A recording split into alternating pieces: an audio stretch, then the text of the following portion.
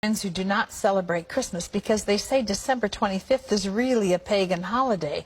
While I agree that Jesus may not have been born on December 25th, he certainly was born as described in the Bible. How do I respond to them?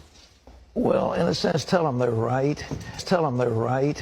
You see, the winter solstice a couple of days later was the shortest day of the year, and the pagans had something called Saturnalia.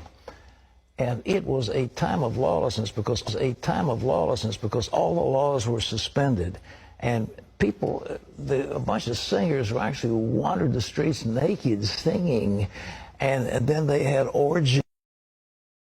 It was a mass thing. Well, when the Catholic Church came along in Italy, the Romans and others didn't want to give up their holidays, so they said, okay, we'll Christianize it. And so they said, okay, we'll say the birth of Jesus was the 25th of December.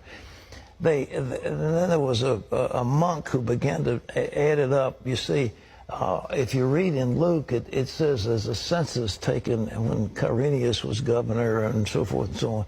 And they could take those leaders and figure the exact time dating from the foundation of Rome. And that's when the dates were established. And so they get pretty close to the date.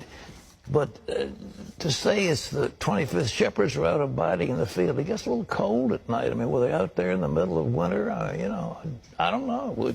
I've been out there on the shepherd's field on Christmas Eve. It's very nice.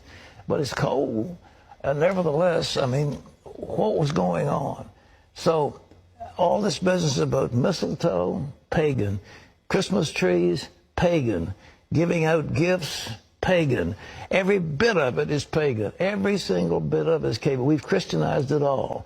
And so that's good. And so we have time. We celebrate for Jesus.